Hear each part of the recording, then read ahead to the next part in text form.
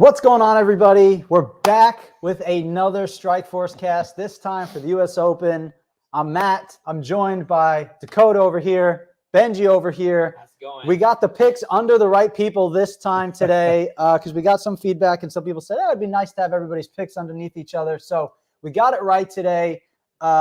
We've got Dick Allen, who's going to be joining us throughout the live stream. He'll be on in just about 10-15 minutes or so. We're really excited to have him on with us.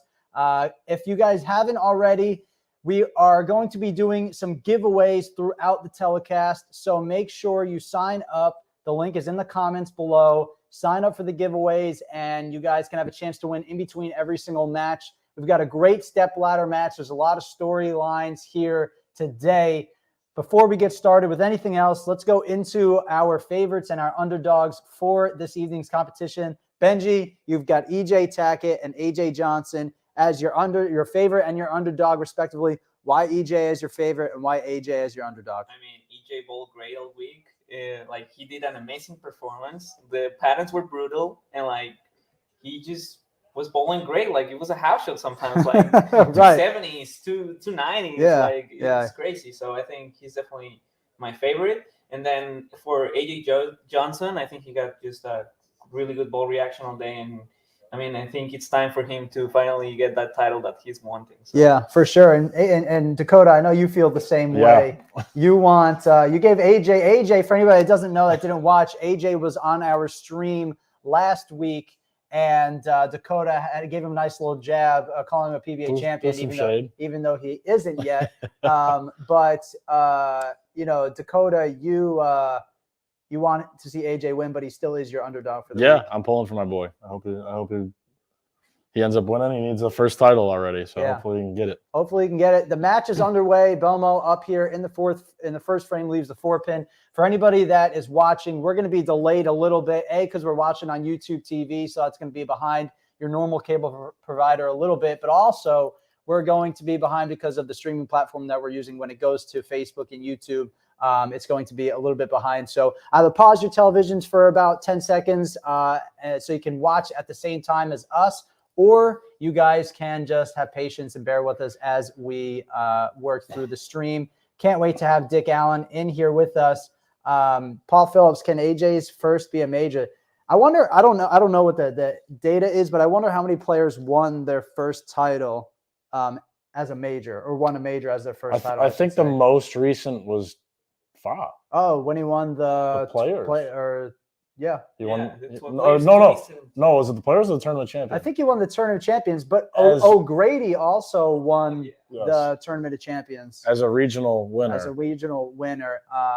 Interesting. Yeah, it'll be interesting to see. And for anybody that doesn't know, Jake Peters is in like a really interesting situation, a really remarkable position. He's gone through a lot over the course of the past year, and you can see that he's having a lot of fun out there bowling, and he's definitely got some extra help watching over him throughout the step ladder that should hopefully help Jake get it done. Such a good dude too. The nicest guy. He's such a good dude. The nicest guy. He talked about in an interview earlier this week how he wanted to quit and how he didn't want to keep going, but he knew that this is what his wife, who passed away recently, would want him to do. So he's out there making everybody proud. Starts off, makes a 4-pin first frame, pretty good. Benji, you were out there all week competing, just missed the top 24 match play. What was it like out there competing at the US Open this week? The patterns were brutal. I mean, the first one, the long ones, I was able to find some good ball reaction and stay in there, but the rest of them, it's hard. It's a grind. And one thing that I saw of Jake Peters on the second pattern, which was the toughest one, he went for throwing plastic. I saw that he threw plastic the whole block. There was a couple guys that I saw that, and it was almost like they were giving up on ball reaction. They just go, I can probably shoot 190 with plastic, and I'm going to do it. I saw a couple guys doing it, and honestly, if you had to do that to shoot 190, 2-0, I mean, those were good scores on that pattern. A lot of people went minus a lot on that. And he went 60 over on that day. Yeah.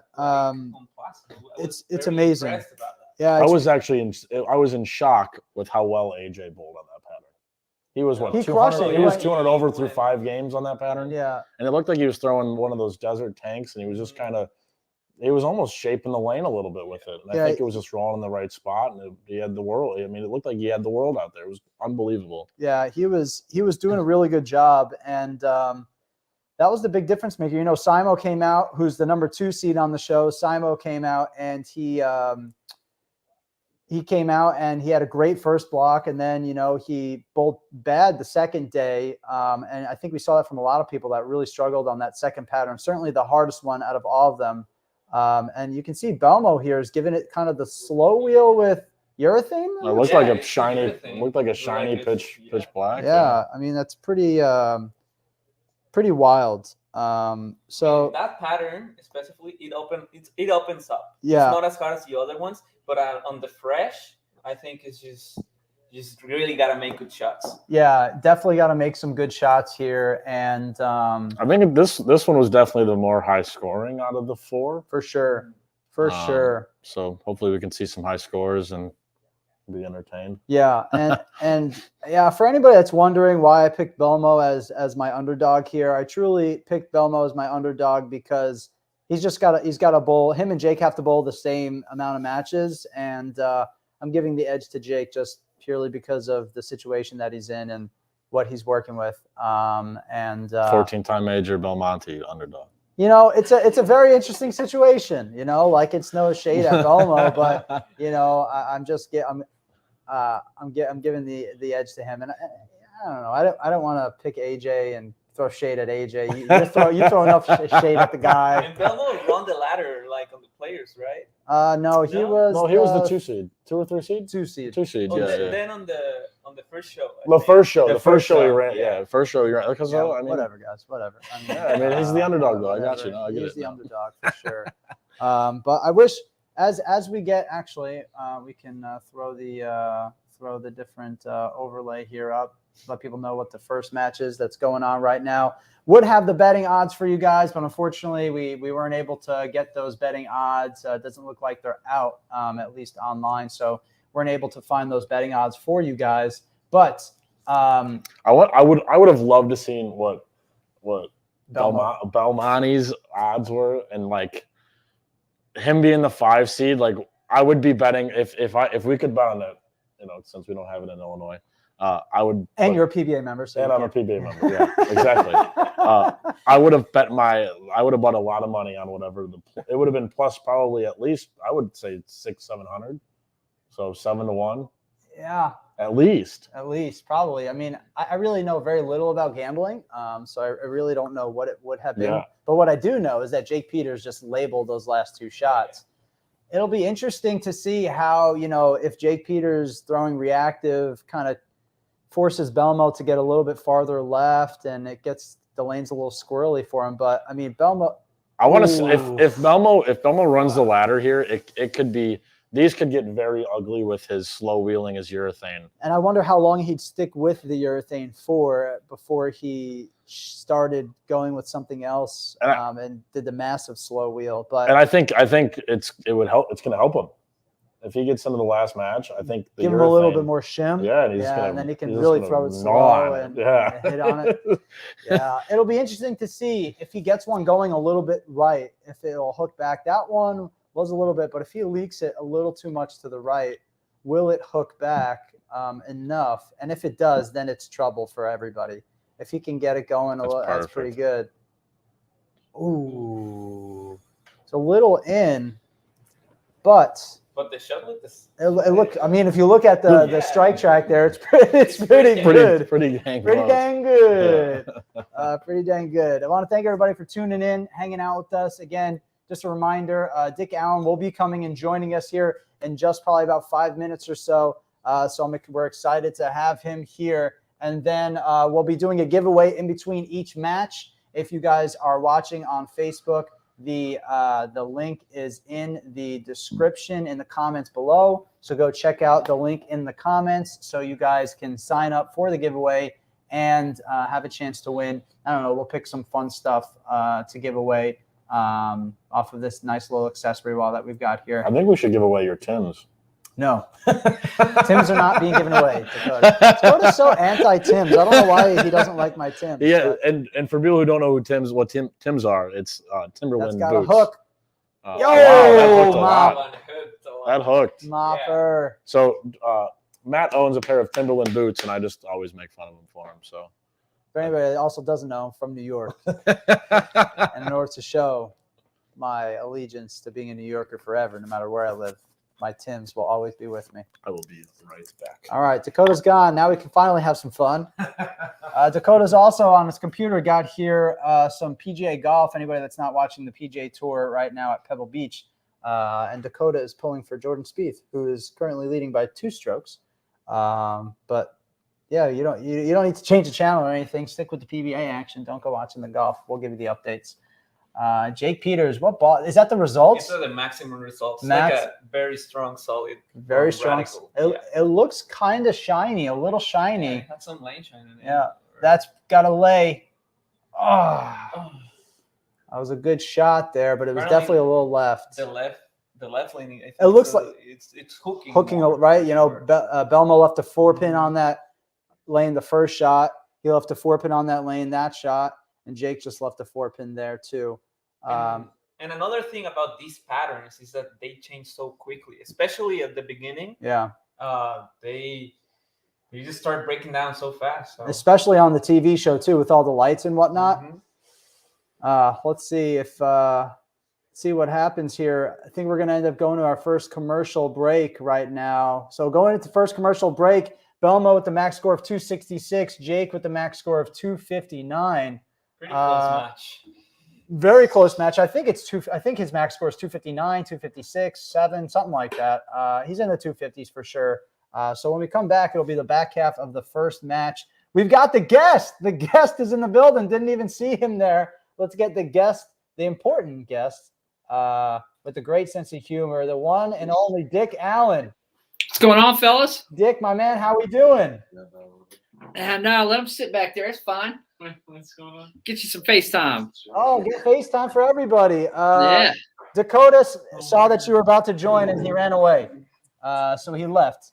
Yo, B, how I get volume on here? Someone get my man some volume. Brian, how I get some volume? Someone get my man some volume. Volume? Do I hit it up? Yeah. You got me now? Oh, yeah. Oh, now we're in there. Nice. Digging the NASA hoodie. That is awesome. So, Dick, where are you at right now? We're in Jackson. Oh, nice. So you're going to bowl this upcoming week? Oh, yeah. Hell yeah. So you said earlier you went to practice. Was it a practice session for the tournament, or were you just getting some time in? Paid $1 a game.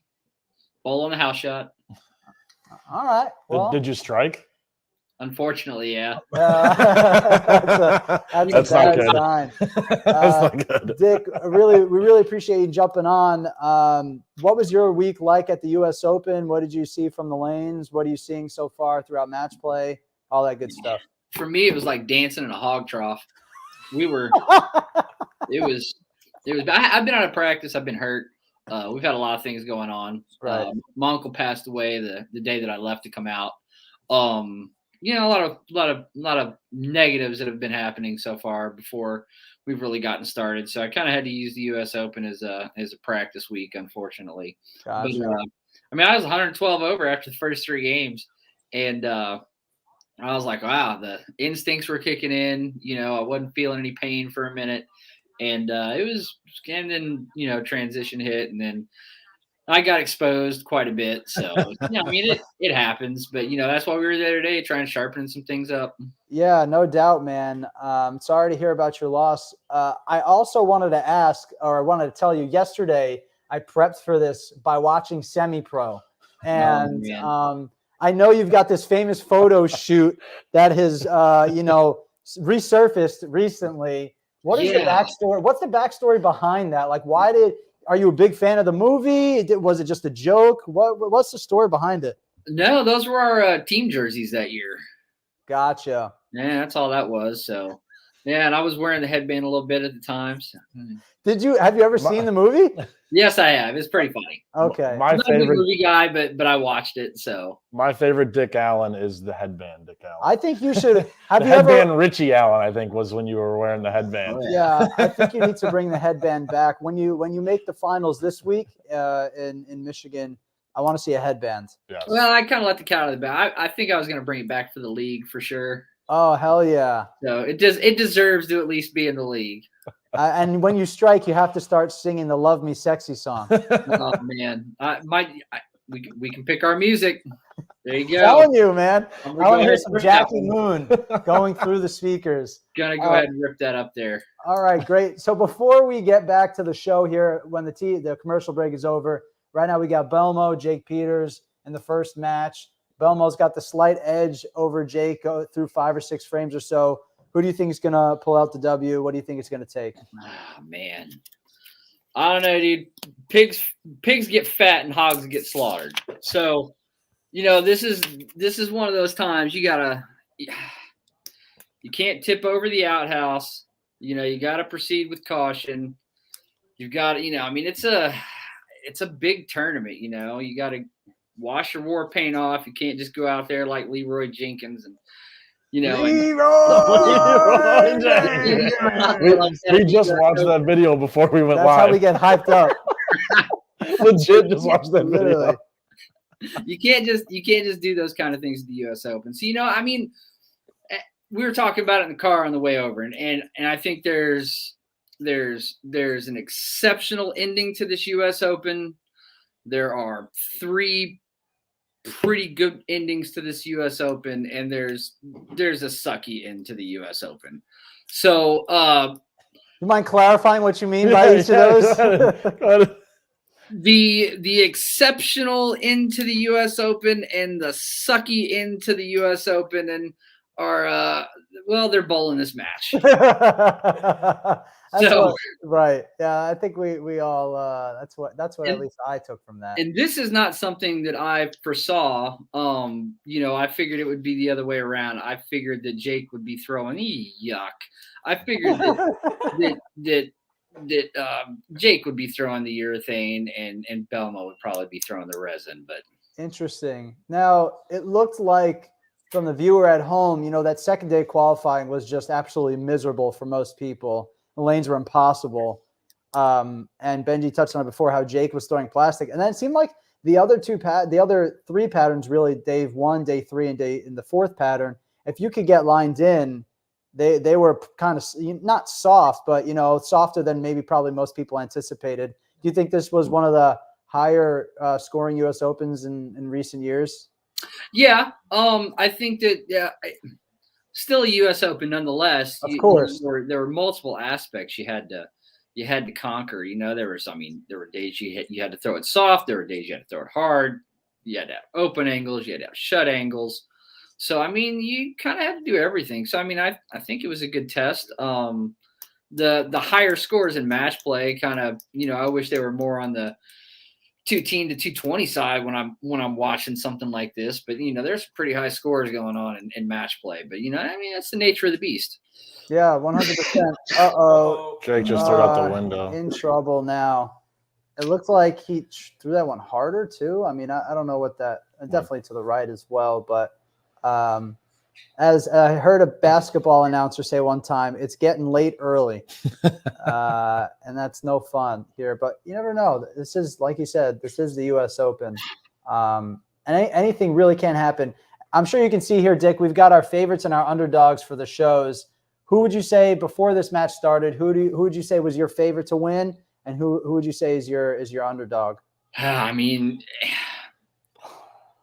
Obviously, I think Jake was probably the biggest underdog on the show today. Right. You got to think that EJ is the favorite, being where he is and how he mauled him all week. I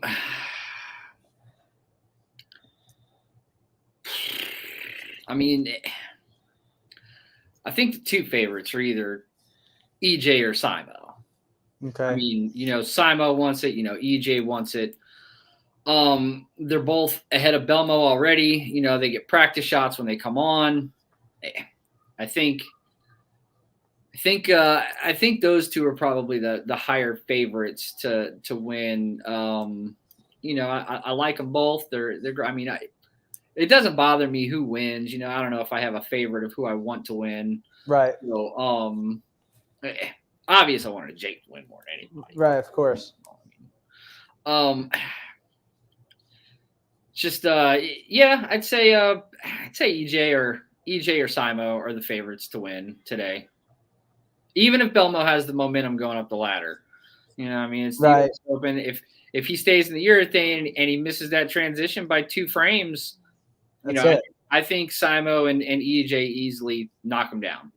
Yeah, and I think you touched on something that's really good and important is, it's at the average bowlers, local league, you may be able to fight through the transition for 2 or 3 frames, get lined in, and still make it out okay. But at the highest level, that transition hits, and you've got to make the adjustment in 1 frame and figure out what you need to do in order to stay locked in. And then especially on a television show, right? It's not like you have a whole block where you can make up for a couple bad frames. Having been on those TV shows, making moves and adjustments, why is it just that the guys at that level are so good that they make the adjustments that quick where you can't miss a beat? Or what is it about the lanes that makes it transition so quick that makes you have to adjust so quick? Yeah, I mean the rev rate and the angles that guys take, if you're a little further right of the field, of the high rev rate guys, they see the fresh obviously a lot different when they're not throwing urethane. They're easily 15, 16, left of me to the front. So when that transition happens, when I move left, man, I move into more hook. They get to go to a stronger ball from anybody's carry down who's stretching the pattern out there. So it kind of makes it difficult on the transition's not as difficult if you're already ahead of it. Right. Definitely makes sense. Yeah, I think it depends on the style bowler. I mean, you see these types of like the crazy transitions sometimes with college too, and like yourself, Dick. I'm not a high rev guy. I don't knock the holes off the ball by any means. And so when I would move left to catch up to the transition, I'm just moving into more and more and more and more hook. And so it almost by the end of the season, it was like, okay, I'm going to make a move. I'm starting to really kind of the lanes are getting weird for me. I'm moving 12 boards, right, to get on the other side of the friction and to try to get into something better. But it looks like we've got this match looks over. It looks like this match is done for with that strike in the 9th from Belmo. And in the 8th, it looked like Belmo missed a little left, and it kind of just sat there. I don't know if the carry down is starting to help him out already, or I don't know what's going on. It did look like he missed a little bit of left. But, Dick, do you think if Belmo does make it to, the semifinals and the finals, do you think he sticks with urethane, or you think he makes the move out of it? No, I think he's got to make a move out of it. And I think that's the thing too. I think he's going to start doing what he did last time. That's what you're supposed to do. You've got the match wrapped up. There's no way you can lose. You know what? This 10th frame is going out the window, and I'm going to try and prepare for something when I need to make a move 2 games from now. Right. Yeah, you got to prepare. And I know watching you on television, that's something that you certainly do a lot is when things are all said and done, you're changing balls and making adjustments. And because, it doesn't matter, right? You got now if you've got it locked up and you're about to come on and bowl a guy who's getting practice shots, man, you better have something else up your sleeve because, he's getting 7-8 free looks at it. So how many practice shots are they getting on each lane? Most people probably don't know this, but for the seeds that just come onto the TV show, they're getting practice shots before they start because obviously the lanes are transitioning for a game with the TV lights and whatnot. So they give the upcoming players practice shots. Are they getting 3 on each lane, 4 on each lane? I think when you're the leader, I think you get 8 overall. Oh my God. 8 total. So I think when you're second, I think you get 6. And sometimes it's not even that many. Wow. So yeah, sometimes it depends on the TV schedule, how many shots you get. And it's, yeah, exactly. Like you said, the TV schedule, because if they're just trying to fire away, they don't have a lot of time. You're trying to go quick, get lined in. And now, so 2 other questions for you, Dick, is one, when Have you ever been in a position where you bowled a good game, like a solid, really good game, and then you changed balls in the fill ball and it struck and it looked even better to the point where you may have bowled 250 or 260 and then you start off the next game with ball change? And what is that thought process like? Do you like, well, it's just what feels right, or is it like I feel like a crazy idiot? Or yeah, most of the time I say, man, that was stupid. I mean, most of the time, that's what I do.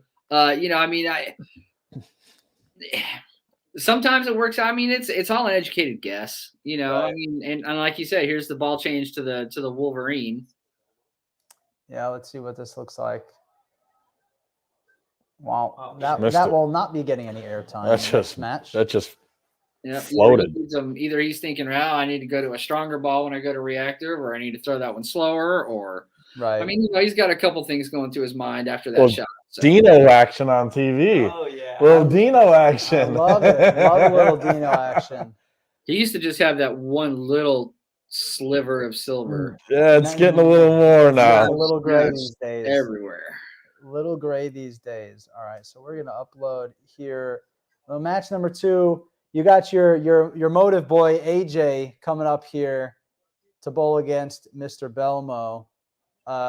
What do you think it's going to take for AJ, based on what the lanes are playing? What would you suggest him doing if you were there to give him advice? I didn't stick around and watch too much of match play this week, but I know most of the guys look like they were a little bit softer, and they look like they could grab it quite a bit. I mean, AJ, he throws it firm most of the time. He's got a big hand. I think that, as long as he just goes out there and finds something aggressive that he can stay aggressive with, something he doesn't have to get too handsy with. Gotcha. That would be the thing that I'm looking for from AJ. Because, it's not like EJ ever gets really cute. No. So guys like that, you got to make sure, like, hey, don't need to be touchy. Just bowl. Mm-hmm. You Yeah. don't have to be so soft with it. Right. You don't have to finesse it so much. So, well, that makes sense. So all right, guys, we're in our first commercial break in between matches here. So that means we're doing a giveaway. I'm going to pull up the list right here, and we can do it the same way that we did last time. I'm going to pick a random range of numbers. Dick, you're going to give me a number within the range that I pick, of course, and somebody's going to win something here. So let's. That's kind of nerve-wracking. Look, man, I'm just saying, if things don't work out, then you may be on the hook for some, like personal prizes, like. I know that makes me more nervous than a long-tailed cat in a room full of rocking chairs, bro. Yeah, and one thing I will also say is that I'm a New York, Long Island kid, and you're throwing a lot of Midwestern references out here with farm animals and war paint. And I don't know what any of it means. It sounds cool as hell, but I don't know what any of that means, honestly. I have no idea. So, all right. So Dick, give me a number like 1 through 50. 17. 17. It makes it easy. AJ last week was giving me numbers like 82, and I had to go down and count all the way through. All right. What'd you say? 17? 17. 1, 2, 3, 4, 5, 6, 7, 8. Hold on. 1, 2, 3, 4, 5, 6, 7, 8, 9, 10, 11, 12, 13, 14, 15, 16, 17. My man, Willie Williams. That's a great name, by the way. Willie Williams. You have won yourself a set of Abralon pads. So message us on Facebook, Willie. We'll get you a set of Abralon pads, a couple of, a little bit of each grit here. Get you some 500,000, 2,000, whatever you want. So message us. You have Dick to thank, because Dick could have picked 16. Yeah. Could have picked 18. And if you guys want a chance to win the giveaway, in the comments, it's Dakota with the freaking best comment of the stream so far. And we'll get that for you, Willie. If you guys want a chance to win, go in the comments, and there's a link. You can click the link, sign up to win. Dick, I see you got a little pure leaf going over there.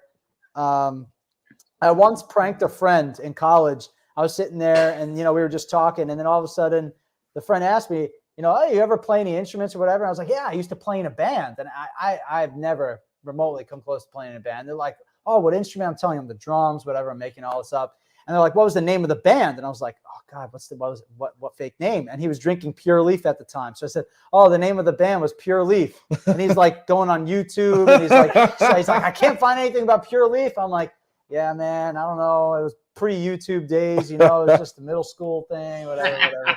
Just messing around with them. But that's my Pure Leaf story here. It's not terrible. It's pretty good stuff. It's okay. Is it? It looks like it's. We got some comments coming. If you guys got any questions for Dick, make sure to drop them in the comments below, so we can get those answered for you guys. Hi, Stephanie.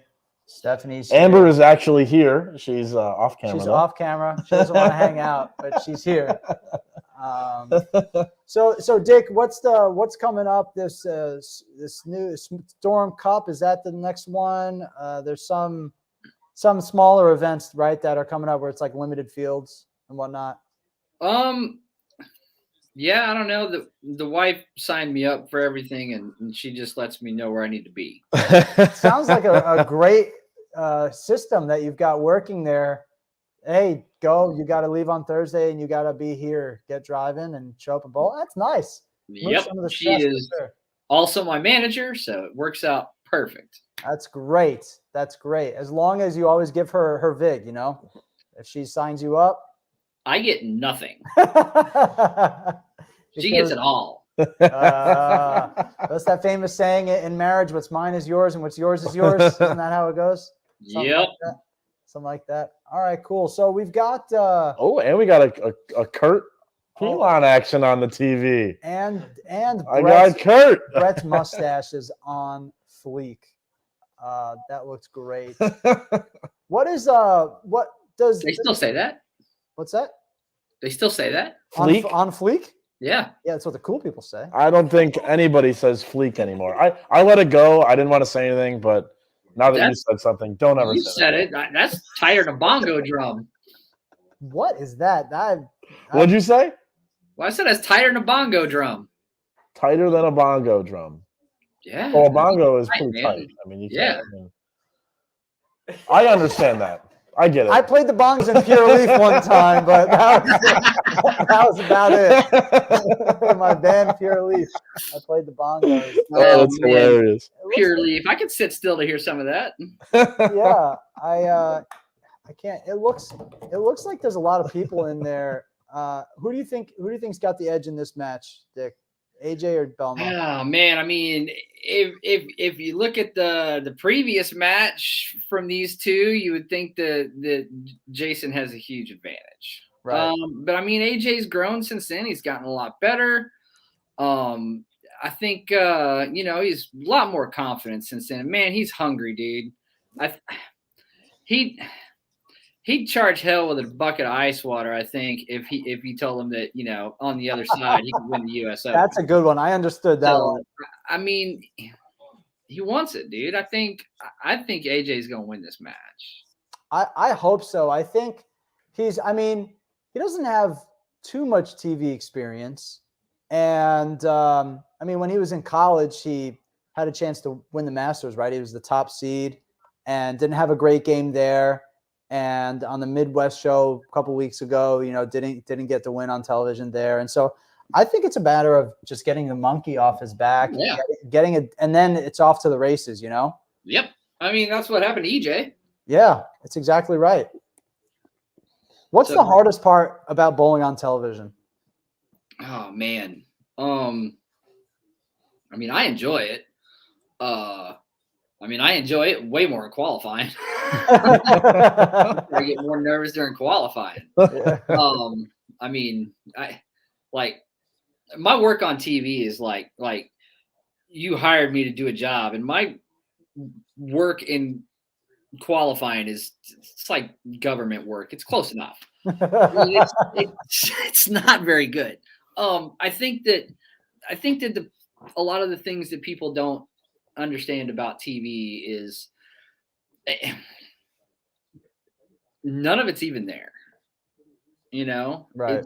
It's everything that you've been doing is the same. It's kind of like, I mean, I'm sitting here watching golf right now too, and Pebble Beach is a really good example because when they stand on those tee boxes, those people are so close, Oh yeah. so close, and those people act like they're not even there, or they interact with them, you know, as though they're part As of it's the like a race. pro-am, you know, Yeah. like So, you know, there's multiple ways to go about it, but I think that, you know, when you bowl under the lights, if you're not expecting anything and everything to happen, you're never going to be comfortable. You know, like when I make a show, I'll go out there the night before when they're setting up the set, and I'll ask as many questions as I can. You know, where are the lights coming from, where the announcer's sitting, you know, is there a scrolling camera that goes with you? Are there any other moving cameras like behind you? Can you hear anything when the cameras are going? You know, those are just so you're not caught off guard, you know. And then there are things that happen that you don't expect to happen. Like in the playoffs a couple years ago when I bowled it was either Dom or Simo the first game we bowled in Virginia. Like one of the overhead lights that do all the displays on the lanes, like literally just popped on in the middle of my, like right when I was letting go of the ball, and then it went right back off. And like you can see it if you go watch it again. But I mean, you can't expect everything to happen. You can't predict everything. right. So, but the more stuff you can predict and the more stuff you can be aware of, because your situations, you know, your surroundings change. They get smaller. You're more enclosed. Right. There's a whole lot of other stuff that's happening. So, essentially, if you can block it out like it's not there, that's great. But man, it's hard to do. It's really hard to do. So, being aware of every single little thing can help kind of ease those anxieties of bowling on the show. Like when you hear something like, I know what that sound was, I don't have to worry about it. You know, little things the temperature, it's warmer. I mean, it's usually 7 to 15 degrees warmer. Yep. Right. You know, all the people, you know, the lights, the pressure, your heart racing. I mean, everything changes. Or you can try and go under the attitude that nothing's going to change. Right. Yeah. So, but you can't just kind of be reactionary. You either have to complete blinders, nothing bothers you whatsoever, or you kind of expected that to happen. Right. But Yeah. you can't react to things. When you Yeah. start reacting, that's when it's just not good. Yeah, it's you're 100% right. Having the right attitude and establishing that before you go in there is certainly important. It looks like, I don't know if it's just me bugging out, but that's not a good start for Belmo there. But it looks like one of the TV lights go out. Like it looks way darker right now. Like I don't know. See, there you go. Yeah, right, that's another. Oh yeah, thing. it does look dark. Yeah. Doesn't it look way darker on the approach there, as if Yeah. like one of the TV lights went out? Dick, what is your take on the red and the blue oil? Do you like it? Do you not like it? It makes your clothes dirty. Yeah. I mean, Yeah, other It's than on your especially bowling that's- balls a little bit. That the semi-pro jersey, that white jersey, must get really dirty. so if you're not ready for it, if you've never bowled on it, it can trick you, because you know what your eyes have and have been seeing as far as your ball reaction and where you're looking and the tube you're kind of playing, you know, how you're feeling the lane. As soon as they put something out there and then you throw a shot and it doesn't do what you expect, you might look at that pattern and go, am I playing them right? Have I been playing them right? You know, like this doesn't look like what I've been bowling on all week, you know, and I don't know if maybe that's something that I wonder if that's one of those things that might affect AJ. Right. You know, like maybe the eyes and the oil aren't matching up to what, you know, the picture you're trying to see in your head, or where you feel that the oil is, or the friction that you're trying to throw it to, or the hold that you're trying to play may not feel the same once you see it. Makes sense. Yeah, that makes sense. Good. I love AJ's nephew. Is like the cutest little kid. Kid's And a trip, dude. he's hilarious. I've never met the kid, but I've seen him in all these videos, and he's hilarious. Yeah. He's slicker than a pimp. He just got his suit dry cleaned. We had a comment that came in here from a guy named Paul, and Paul said that you need to give a little trip 2-8 there. A little luck box. A little trip 2-8 for AJ. And this guy said that you need to give some of these sayings to Randy, and because Randy needs some new little sayings. So he says that you need to hand some of these off. Not do you my make job. these up? Do you stay up late at night and Google these things? Writing them down. Like Reddit, you have like a bank on your phone of like all these things. Well, I know you got like a teleprompter right in front of you, and it's just like I wish, scrolling. man. That's left. I think he moved in. He moved in. I think he definitely moved in more. I think it's only. I think on this left lane, he's gonna plaque a 10 or something's gonna. He's not gonna strike, and that's the last we're gonna see of the Earth thing. I could see that. Yeah. I don't. Also, Dick, there's no shade at AJ right here by any means, but a player that has yet to get the monkey off their back, maybe a little bit more less experienced on TV. Does that give you, as a more experienced player, the ability to be a little bit more patient? Because knowing that, you know, this guy's not, you know, he doesn't have all the experience to come out here with a 7 or an 8 bagger possibly. So, you know, I can afford to maybe take another frame or two to try to get lined in. You know, I think when you're on the show, you have to be patient anyways. You know, I mean, things can turn on the drop of a hat, you know. I mean, as we saw with the Midwest show. Yeah, I mean, I've been a part of some crazy finishes, you know. So like it's I mean, you could be trailing the whole match and winning the 10th. You know, you could be winning the whole game and losing the 10th. Right. So, and I mean, by 20 or 30 sometimes. So, I mean, as long as you just stay patient and make your shots. So it looks like I don't know if that ball's the right ball. He missed a little left and it went Brooklyn. And then it kind of floated through it on the 2-8, and then it kind of did the same thing there. It's just floating through the spot and coming up too light. Yeah, I don't. Can he make this? That would be great if he can make this. It's got to hook a little. Yeah, I think. I don't know. I don't know. I've watched AJ bowl a lot. I feel like AJ bowls really well when he can throw really strong balls. And like you said, Dick, he doesn't have to finesse it at all. He can just throw it. His A game is throwing it, right? Like, just let him throw it. And look, maybe he threw a couple of good practice shots with a couple different balls, and he struck with this one multiple times, you know, and maybe this is the carry down from the pitch black or the urethane ball that's making him a little weird for AJ right here. But he needs to – it'll be nice to see him make a little adjustment here. See, that's a good shot. That's a good shot right there. All right, well, we'll see. Who you pulling for on the PGA this weekend? Oh, Jordan. My guy. Are you big? Yeah. Dakota. I have a little money on him. I have a little money on him. A little bit of Dakota is the semi-gambler in the room. Meanwhile, Amber's here, so I'm my girlfriend's just staring at me right now. I'm trying not to get him in too much trouble. Yeah, I'm definitely a Spieth fan. Yeah, I mean, what is he? He's got the lead by 4 right No, now? I think he's leading by 1.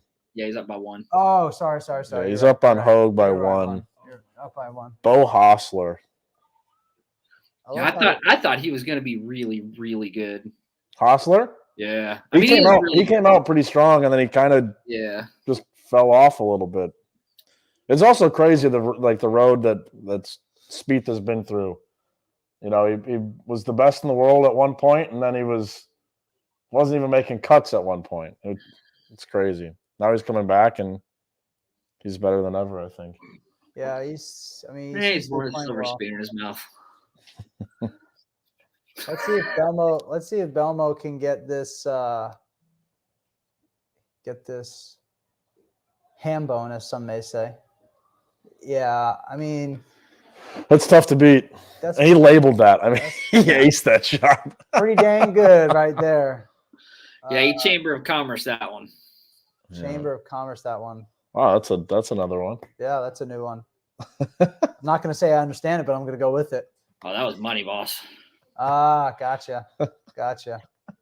Well, learn something new every day. Now you know. folks. Now you know. Now you know. So what do you got? So do you have just a couple of extra days hanging out until the tournament starts? When does it start? Oh, Bourget. Has your wife told you the itinerary yet? Yeah, I think everything starts tomorrow. I think PTQ practice and Pro-Am are tomorrow. So go up there, watch PTQ for a little bit, and then get some lunch. We read it before. It looked like the PTQ is on a different pattern than the actual tournament, right? It's on Wolf too, which is y'all ball out Wolf, you said? Yeah, they're on Wolf. Yeah, they're A bowling. little, I don't know. It's kind of a. I think the PTQ should either be the same pattern or 37 to 40 feet, right? I don't know. It's 34 feet. It's kind of. It's different. Do you know how many people are signed up for the PTQ? I don't know, but I'd rather Halen and Wesley Lowe not get like an extra 7 games to look at the pattern before I do. Well, for sure. Touche. That's a great point. I mean, do you hang out with Brian at all? Yeah, they're like 6 feet from me. He's right there in the room with you? Yeah. Hey, Key. What's up, boy? What's up, boy? Is Wesley there too? Yeah, he is. Oh my gosh! Show him this. Start doing this for him. Oh god.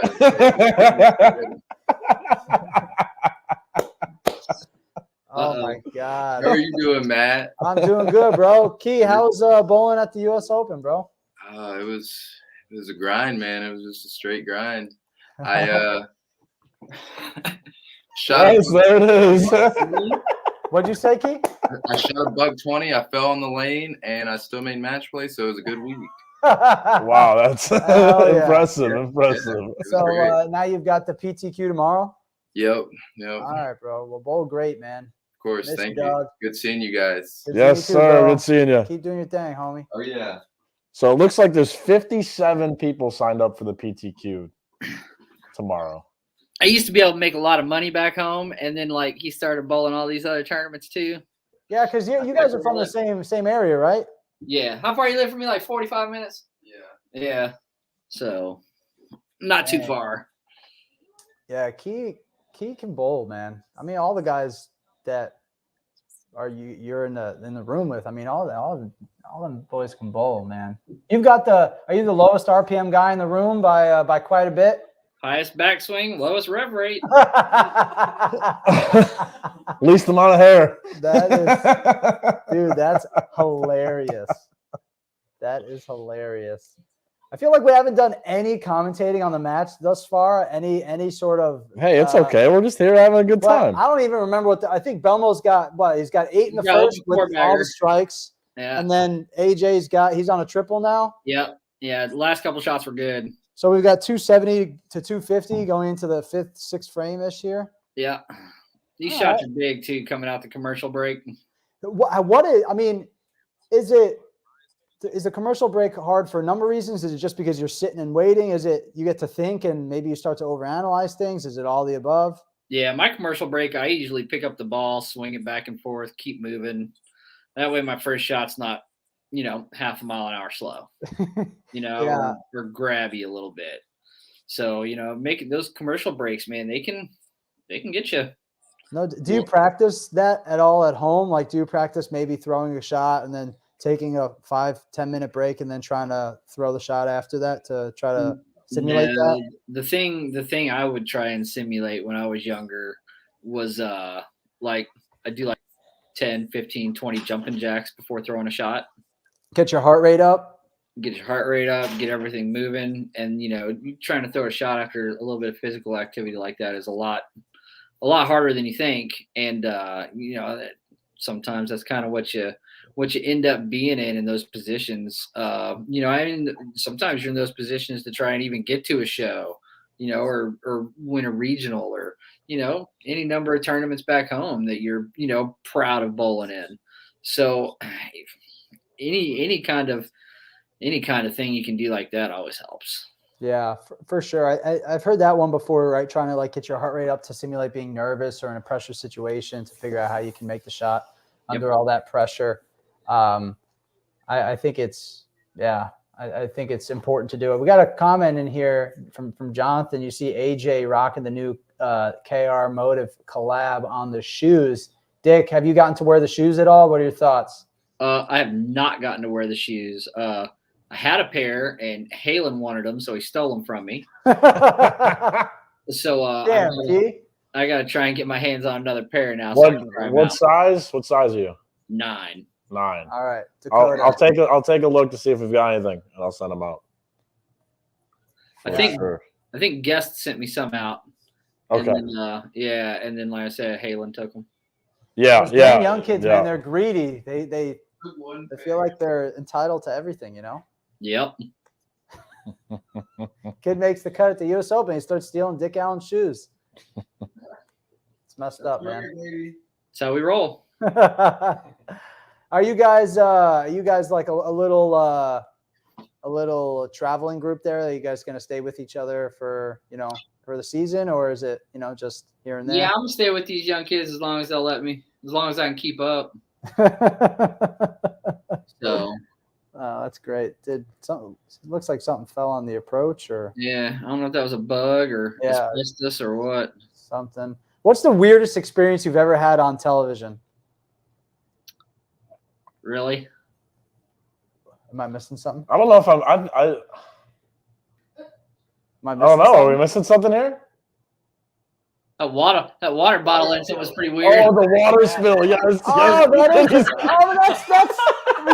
That's because I'm thinking like, a bug flies in your mouth or like something really weird. No, he just decided to douse the approach. Smallwood with water. Okay, so as far as like equipment wise, the first show I ever made when I won in Dallas, so Belmo with the 3.610 cut that one off coming out of the break. So if you go back and watch that show, I was throwing the first match. I was throwing. Trouble! Braves fan. Trouble. We have a match now. Belmont doesn't. It looks like he's rolling his spare ball a lot. I don't ever remember him rolling it that much. It used to be rotated a little more. Yeah. That looks really like he's rolling dead straight. Yeah, it's really 0 degrees now. Interesting. I wonder why that is, but anyway. If you go back and watch that show, I was using the Ghost Scream spare ball from that company that time. I can't remember which one it was. But when I went to go shoot a spare, my slug had dropped. Oh no. And I was like, that sucks. I mean, so I put it down. I used my strike ball to shoot my. Oh my gosh, how does that strike? How does that 6 pin fall to the right like that? Right. My ball would end up hitting the 10 pin if my ball hit like that. I always get the messenger that comes out in front of the 6 as the 6 just wobbles. Nice angle.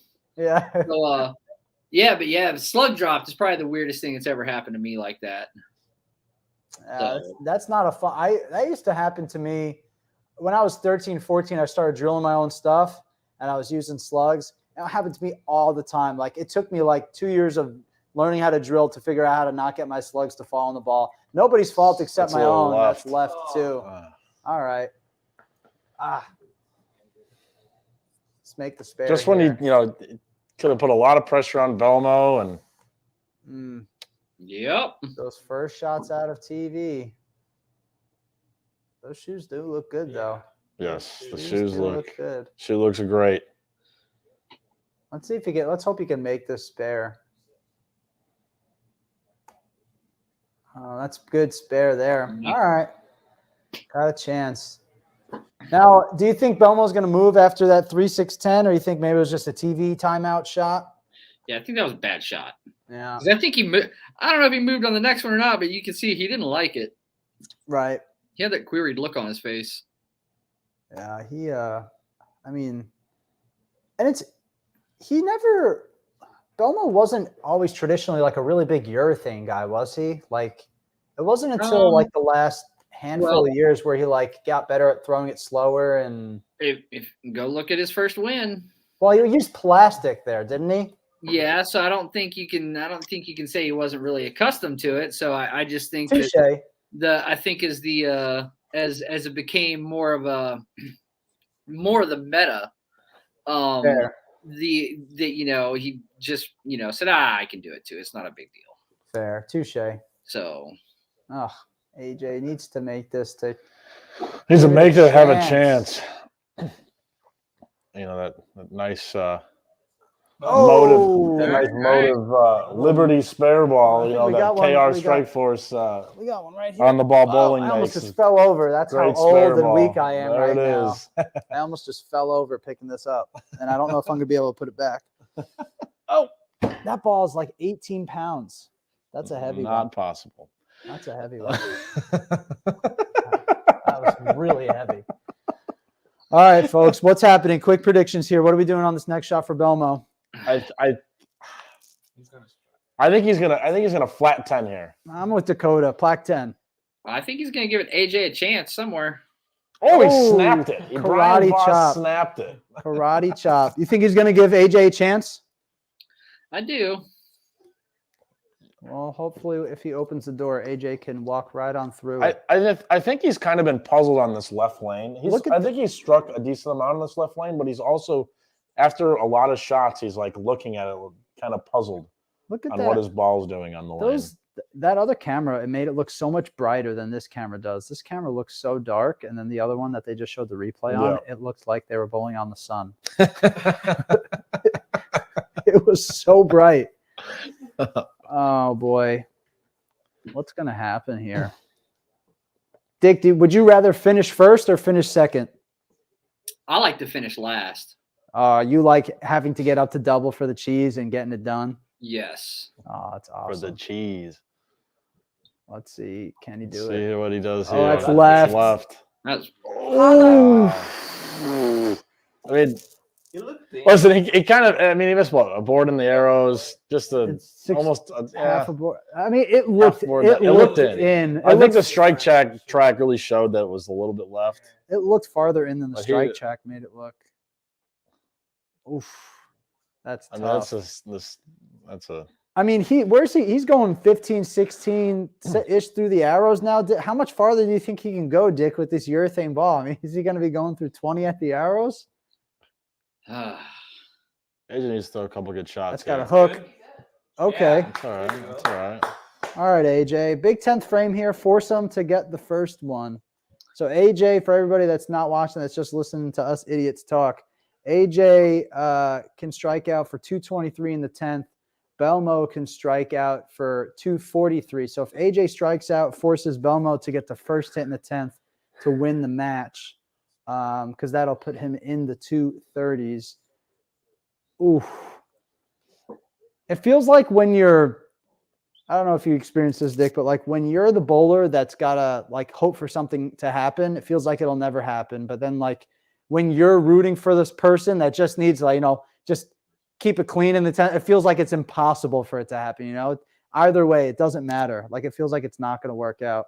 I don't know if that's just the pessimist in me or if it's just how it is in sports. Oh, he labeled that one. That looks so good. Oh, that kid is pumped. Let's go. That kid is ready. Yes. Let's go. I love that. I need more of that enthusiasm in my life. Now, speaking of that, and I touched on it before, Dick, with the Midwest show, do you think that bowling needs more chirping, more trash talking? Are you for it? Are you against it? I'm definitely for it. I think bowling needs more of that. You know what I'm saying? Even if somebody throws some hands on TV, I mean, I'm not against that either. That. I mean, maybe get suspended or fined or something, but I think that'd make for a great show. Let's start with like maybe picking up somebody else's towel and tossing it. Yeah, great shot. Throw it in the crowd. Yeah, I think that would be great. All right, AJ needs this one. Come on, AJ. Oh, it's got a hook. Good. That's hit it. Oh, Oh no. Now he's got to pray for some sort of an open. I mean, look at And, the numbers: 18-0, 18-0, and then 5.6, 5.6. He nutted that. Maybe it was a little fast, but I mean, it was pretty damn good. And Tom Hogue is now crushing my hopes and dreams because he almost just holed out, and he's going to be up on 1 on Jordan. Yeah. Seriously? Yeah. That's a bummer. Rest in This peace. pin right here is still important because now it forces Belmo's got a mark. It's not over yet. Crazier things have happened as little we've talked. 5-1. No. A little 5-1. Oh my I mean, he god. left a 3-6-10 and a big 4 already. So, Yeah. Anything He can might try to happen. float it a touch. I don't know. Dick, would you ever move just to like make sure you don't go high and possibly 3-6-10 or double nuts yeah. on this one? Oh yeah. Just yeah. I mean, let's see what he does. Oh, that's pretty good. That's what? He needs the spare. Needs the spare. Do we think Belmo's going to miss the spare, though? No, I don't think he Not a missed. single pin, right? Belmo's a pretty good spare shooter. I mean, last time when he won his first U.S. Open title, making the 3-6-9-10 with the spare ball is like, how do you even do that? How does that even work?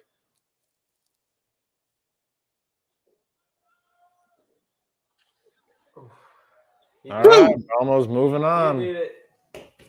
He didn't Needs do a it. pin. He needs a pin. Oh man! All right. Well, now we've got.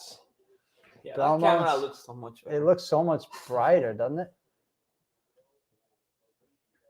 Belmo versus Simo. Now it's coming up here. Oof. Yeah, imagine he pulled Throwing a like Wolverine. Del Ballard. And That is very left. skirt, skirt that thing. There's not that much So- carry down. There's not that much carry down yet, Belmo. Dick, I want to congratulate you on making the show this week. We had AJ on last week, and he made the show. So congrats on making the. Man, Sorry, the it's show only this going to be weekend. for Flow Bowling events and not the U.S. Open, but hey man, I ain't picky nowadays. I ain't picky.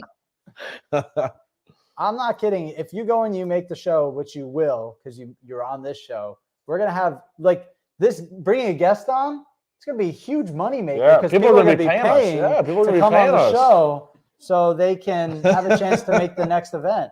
That'd be pretty sick. Yeah, we'll start a bidding war on it. We'll have to give a little kickback to the first two guys who made it a reality. Of course, don't worry. We always got Spieth with the bogey. Oh no, You're in trouble now, aren't you? I'm sad. He needs some help here, Mop. All right, guys. Well, we're in between another match. Dick, how long you want to hang around for? You stay as long as you like. You can leave now. You can do whatever you want. You guys have anything to do? No, we're just hanging out. All right. Well, you guys are more than welcome to hang out for as long as you want. What do you guys do in your downtime? You guys bowl, bowl for a couple hours a day, especially at the U.S. Open. Then you got the rest of the day chill. Do you stick around and watch bowling? Do you try to do something fun? How do you make the time pass by? I spend a lot of time in the bowl. And I'll be spending more time in the bowl this year because I didn't bring my Xbox. So Bummer. yeah. So What? no PUBG. You're a PUBG on Xbox guy. Yeah. No PC PUBG. You're playing No. No. Do you play Warzone? Do you play Apex? Do you play just PUBG? I got PUBG and I got Hunter Call of the Wild. Okay. Yeah. You know? I see. I would think you're more of a farming simulator kind of guy. Yeah. Don't play too many videos. I used to be the big Tiger Woods guy. Yeah. Yeah. Have you the new game, the PGA Tour 2K21? I heard it's pretty good. Phenomenal game. Yeah. It's By the way, Dick, you turn that light on and all of a sudden it looks like you're 21 years old and Yeah. you're like fresh out of college on the tour right now. That's what I'm talking about. I wish I felt that way. What's the hardest part about bowling on the tour as you get older? Oh man. I used to live for it, but now nowadays, I mean, 3 kids at home. I'm pretty much a stay-at-home dad when I'm at home.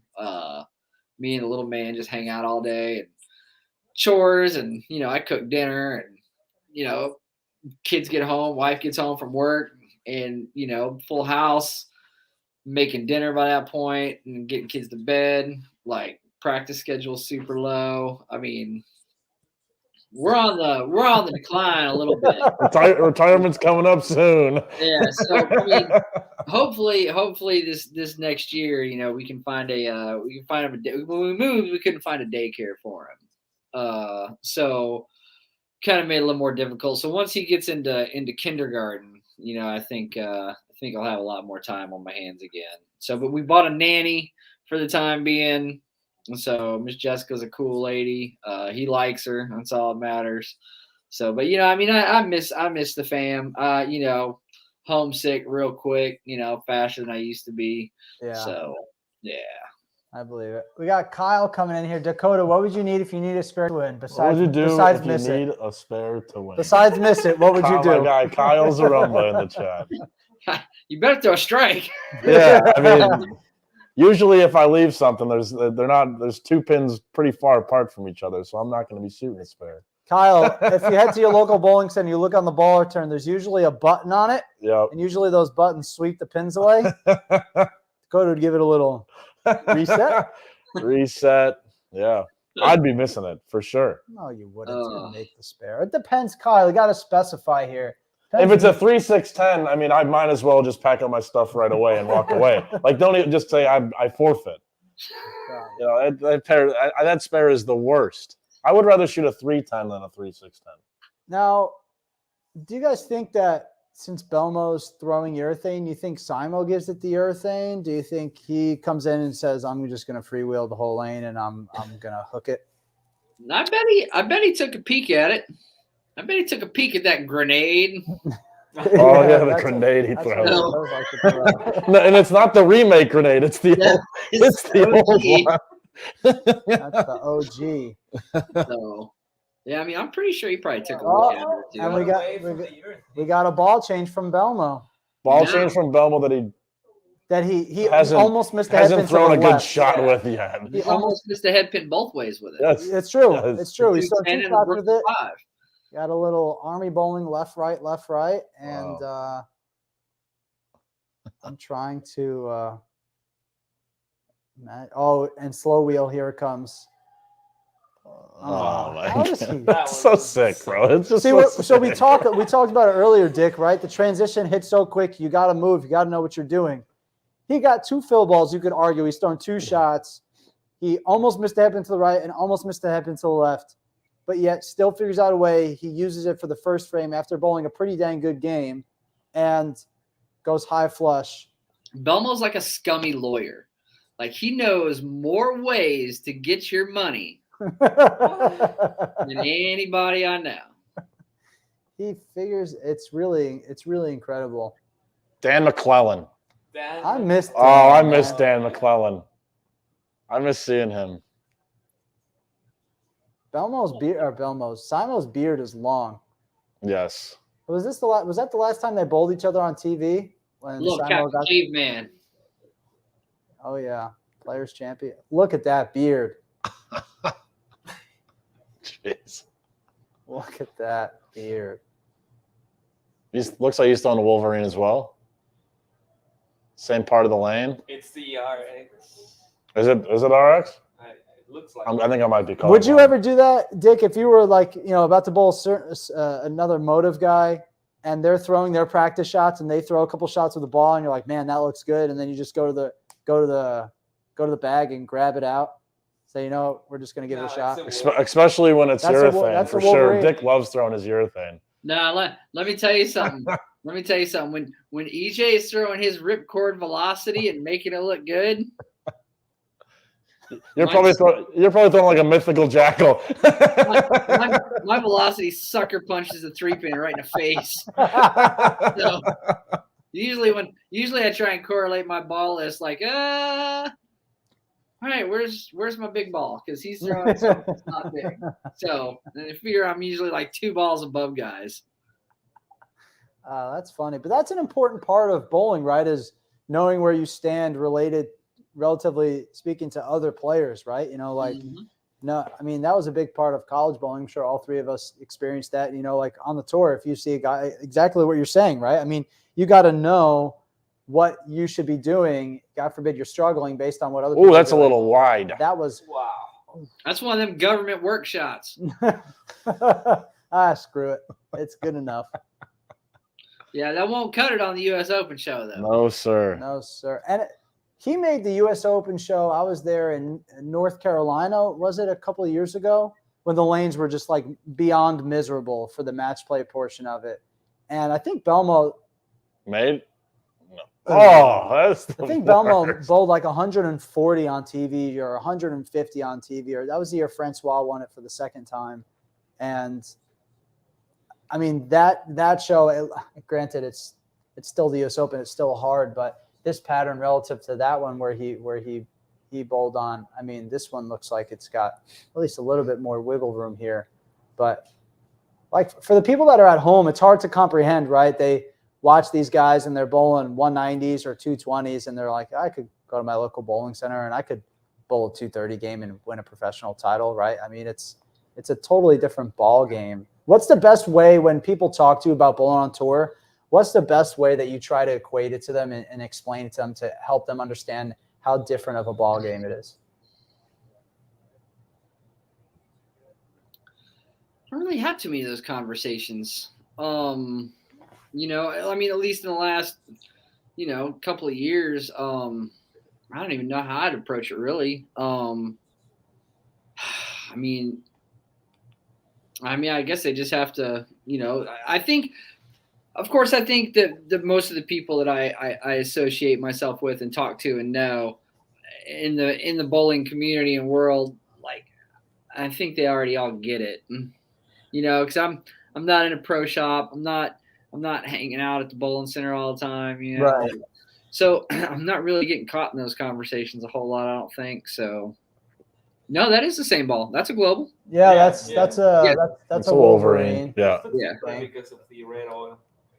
Oh, It's that's left. in. Could have struck. Hogue now with a 2-shot lead. Go struck. Fast 8. Fast 8. Fast 8. I have a feeling from both of these guys, and Dick, correct me if I'm wrong, but generally, like it seems to me that when most guys on tour are bowling, and if they miss in, oh, he chopped it. Wow. Oh, why he chopped it. For most guys that are bowling on tour, if they miss a little left and it goes high, and if they miss a little right and it doesn't hook quite as they need, that's almost like a signal to like just move way left and get away from the hang and Do that. That's what they'll do. I mean, yeah. Right. I mean, yeah. And that's been the biggest move over the last couple of years is, over ball, Right. over rotate, and over move. Right. Yeah. So, I mean, that's always seems to be the case, So, I mean, I'm sure there's ways to stop it. Yeah. But, that decision don't belong to me. That belongs to someone else. Yep. Above my pay grade. Yeah. Well, it's going to be interesting to see how it unfolds. And I'm thinking, I mean, it's possible that plays kind of well into what EJ is like, where EJ can really, really crush him, right? Is like what you said, not trying to finesse it too much. Just get over to the left and just throw it. Yeah, he seems to be the one guy who's better at having that unlimited right more than anybody else. Right. When he can, yeah, I agree. When he can do that, I mean, it's really incredible. We'll see here what happens. I didn't look as like wheelie as the other ones. It looked like maybe a little bit more in front of him. I mean, still 24-7 is not exactly going straight. He's not exactly piping it, but. So the one thing that I did see in match play when I watched towards the later end of the block was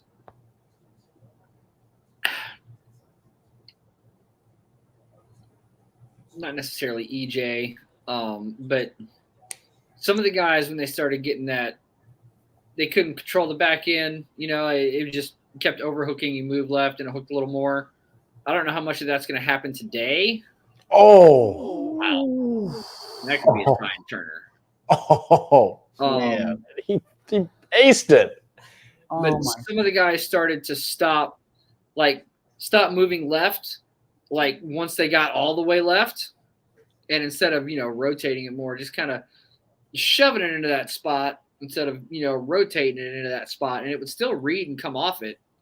So I'm wondering if that might be a little more of the move here in the next 25 minutes or so, where because all the rev rate's on the lane now, all of it. Yeah. For this match and the next match, it's all no more rev rate can hit the pair than what's already there. So and I think the guy who decides to do the big over move and loft it, I think they're the ones who might be in trouble.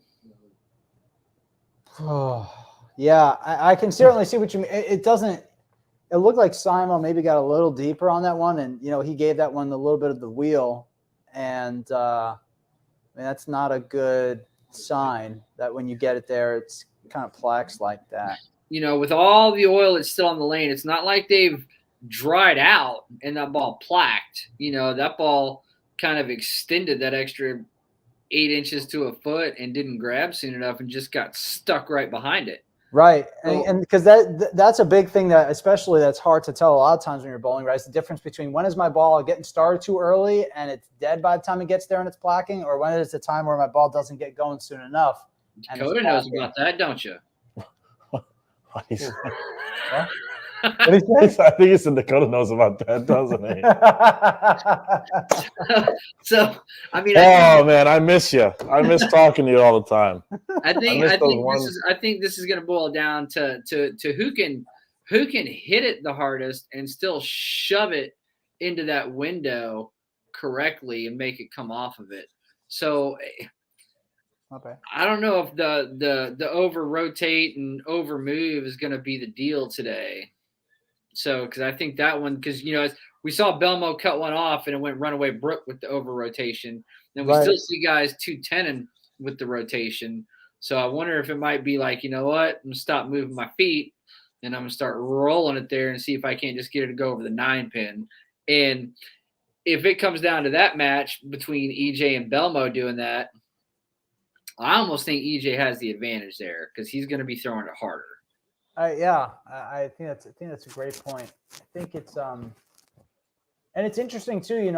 Sometimes when you're bowling, you bowl throughout the week and the lanes transition a certain way, and then you get on the television show, the lanes can almost sometimes transition in a completely different way because it's kind of a different environment. So what you've seen throughout the week may not necessarily be the way that things go down on the TV show. So it'll be interesting, and that's why some people say like, the number one seed sometimes on the show is at a disadvantage because then somebody who's maybe run the ladder, because someone who like Belmo right now, he's got a pretty good feel for what both of those lanes are doing, at least relative to one another, as opposed to someone who's just coming fresh.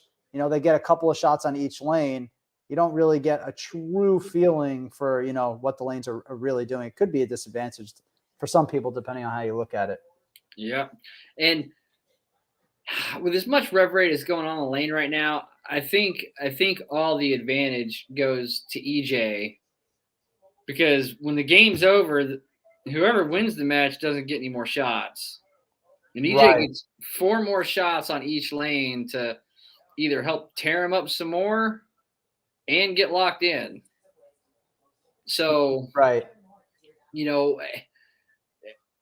that's all it takes is, having some of that extra oil come off the front on one lane to confuse you and have something bad pop up, and then you try to make an adjustment and predict it on the other lane and react to it, and now you're down 27.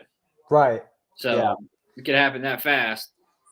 Oh, it's tough. All right, Dick, we got to do another giveaway. We didn't do a giveaway between those two matches there. Dick, give me a number between 1 and 10.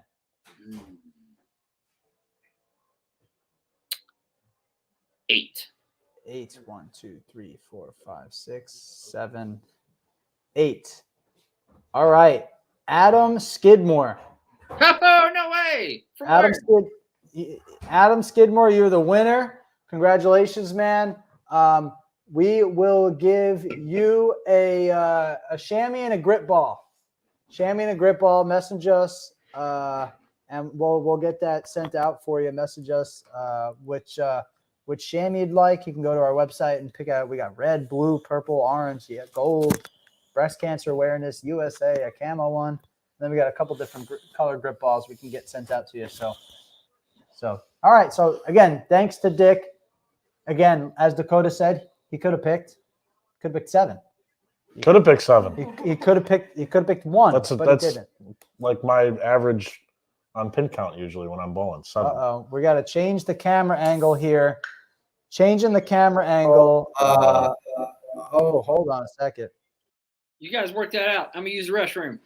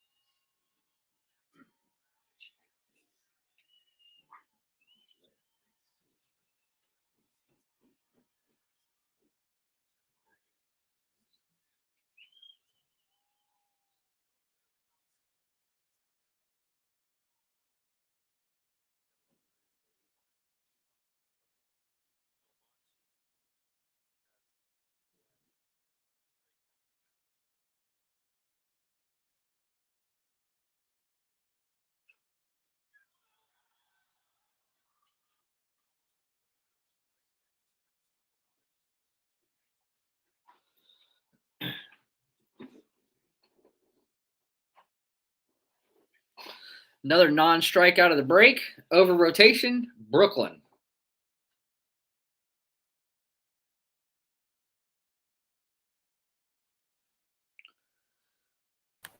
Please hold, everybody. Oh. Is that auto-tune? What was that? Is that camera? That's funny.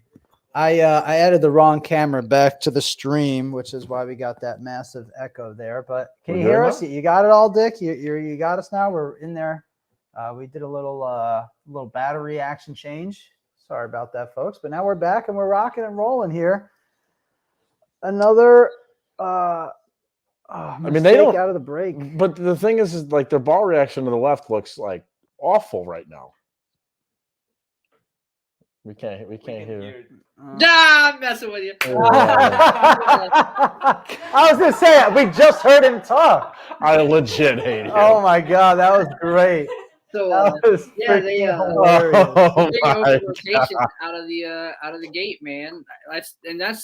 That's not the miss you want, I don't think. I mean, I know it goes Brooklyn. He's 9 spare for the 2 times he's over rotated it with that ball, but Yeah. when do you move and over rotate it and it doesn't go Brooklyn?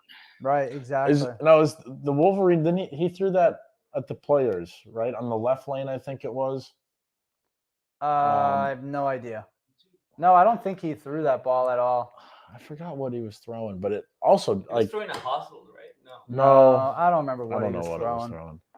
But Well, it kind of looked like the same reaction. Like I don't think it was the right. No, he was ball. throwing those other new ones. I can't remember. The Spectre. Yeah, he It kept was going the back and Spectre. forth between a couple of different balls. But I'll tell you what, they're not making them look too easy right now. No, I think they're getting to the point where, like, you know, that rotation, once you miss it a little left, you know, there's nowhere for the ball to go. You know, I mean, those guys' balls hook so much and the rev rate's so high that, you know, once you get in there over rotated on the flat, if it's not online, it's gonna go. Yeah, and I wonder if, you know, Belmo starting off farther to the right with the urethane makes it harder now, because it's not like the lanes have been broken down to the point where you can keep moving in and just chucking it to the right and watching it hook back. You got to go into the right, and there's all that oil pushed down the lane to the point where it's, you know, you're not going to see your ball hook back and shape like that. Just like that. And it's like I'm Nostradamus. That's why I think being able to bring those eyes a little bit left and try to get your ball to go over the 9 pin, change that rotation from being sideways to just a little more forward. EJ can roll it pretty good. EJ's got this little trick that I love watching. He does something where like his ball is immediately hooking and it just lays off every time. And I think that might come into play the next match. He might be thinking about using his little hand trick that he's got and really just keeping the pocket in play and not trying to have this 3-6-10, 2-8-10 look. Yeah. I mean, this guy right here just sees the lane so differently than every other human on earth. And I think that when you get onto the show and, it's jump left, jump left, jump left, I mean, everybody just falls into the same trap. Exactly. He got in there. I mean, Dick, you couldn't have been more spot on with your prediction of how this has gone for the last 6 frames. I mean, you literally predicted it to a T. And that was the first one. Like, there's probably going to be one more move where they try and get left and then try and maybe hum it or throw it in the air. But I think one of them's going to figure out, like, look, I just need to roll it more. I don't need to rotate it. It'll still hook. Just move my eyes a little left, and the whole pocket will open up. So he shot that 3-6-10. I was going to say he shot it differently. He shot that one up like 12. Yep. And he was around it. Yeah, that's crazy. How do you just make that change? I don't get it. You chop the 3 off the 3-6-10, and the next time you're like, all right, let's move 25 right and let's spin it. I don't get it. I just don't get it. I really don't understand it. But I think for this next one, I wouldn't be surprised for Simo if we saw it going in the air. I wouldn't be surprised if we saw it, especially in front of that ball return. He just gets up in front of that thing and lets it fly. Well, if you're going to be dumb, you better be tough. It's true. I mean, I don't think that's the move, man. No, I'm with you. I don't think it is either, but I just wouldn't be surprised to see it. This one might get a little. No, he's getting close to it. He's getting close. That looked awful. I think he tried to roll that one more. I think he thought that one was going to hook by trying to roll it instead of rotating it. Because you can see that one went much straighter on the back. Oh, he didn't miss it. It's still 520. Yeah, no, it's hard to whiff it when you got only 2 fingers in that thing. Can he make this one? Probably wants to. Rolled it. Chopped it. I think AJ's got an advantage here. Look at that big ball. He's going to the reality. He's gonna roll it. Yeah, that's all right, My bad. EJ. He's going to reality. AJ doesn't have a bigger ASIM. Shine looks a little shiny. He gonna try and bring his eyes left. He gonna try and roll it. He don't want to loft it. I don't think. I think he saw what Belmo did, and he's like, I want to stay away from that. Oh, he still rotated a little bit, but he went to a ball that was rollier. Yeah, exactly. He went to a little bit stronger core there. Look at these scores right now. Like, if you're EJ, you got to be thinking, man, I don't need strike angle. I need angle that allows me to just not make get my six. pocket as large as possible and let my power throw me a turkey somewhere. Yeah, don't. Yeah, you just need to not get 6 here. Is there any chance here? Okay, Belmo. If Belmo needs to get up and needs some strikes in the 10th, is there any way he goes back to the urethane ball for the 10th frame? No, I think if Simo strikes out right here, he wins. I would agree that he's got a good chance of doing that because Belmo ain't exactly locked in right now. Yeah, like he's still rotating a little bit, but he went to the ball that was rollier to help him out doing it. So maybe if he rolls it a little bit more, it gets it to pick up a little bit sooner and goes from plaquing a little bit to going flush. That looks like it. Looks a little right too. Looks much better. Looks a little right too. Yeah, that was a huge shot. This next one is huge. Does he get it? This next shot's bigger than his beard. See, it's not only the ones that he Googles at night. It's the ones that he comes up with on the fly. You got it both. You're very witty, Dick. Been around a long time. Are you a NASA fanatic, or do you just got the NASA hoodie on just to I rep? liked it. It was cheap. Yeah. Needed an extra hoodie.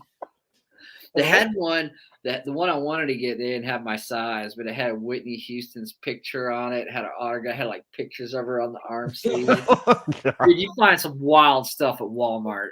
I bet. That's left. Oh, here. Little rollier.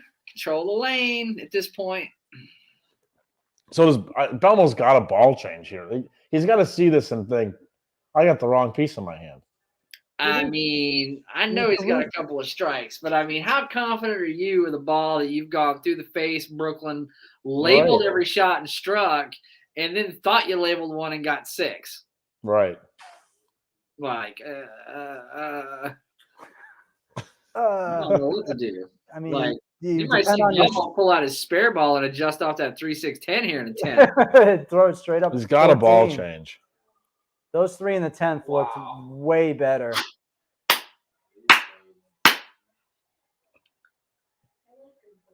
See who wants it more. This is a good match for sure. This is a U.S. Open type match. Yeah. Tripling in the 10th for 180. I mean, wow. That's big time right there. He's going back to the Wolverine. Oh my God! What are you doing, my guy? Watch. Is this Runaway Brooklyn? He's got the yips. I can't, he's like, I have no idea what to do with this right now. I got to figure it out again. Let my brain compute. Wow. I mean, is it possible that now this one might go up in the air with as much on it as possible, getting a little left. Can he walk around the ball? Is he going to walk around it? He did it. Oh, he did. Did it? That's out the window. I mean, just the wrong. I think it's just the completely wrong ball. So that's what I mean, Dick. You called it perfectly and you explained it perfectly, right? I mean, you got to get in there and create the angle through the front to create some shim, because if you don't, it's going to go bananas like all of his other shots did. And then when you create the angle, that's exactly what happens. Yeah, looking for that strike angle sometimes is just so much trouble. It is. Do you think Simo found the half 10 spot and then worked it for the 10th? Yeah, that's all it took. That's doing government work there, buddy. All right, folks. So we're moving on to the title match here. It's going to be Simo versus Ej Tackett. Dick, any predictions on what you think EJ is going to be doing? Man. I mean, he just saw what happened. Right. He just saw Belmo go left, and he just saw Simo go to the stronger ball. So if he's throwing a shock, that's the stronger ball, but only in terms of RG and cover, not necessarily diff and flare. So if he's throwing the velocity, he's got more diff and he's got more flare, but it's the faster ball like the Wolverine. So I'm hoping that he's not trying to move left and do that with that ball.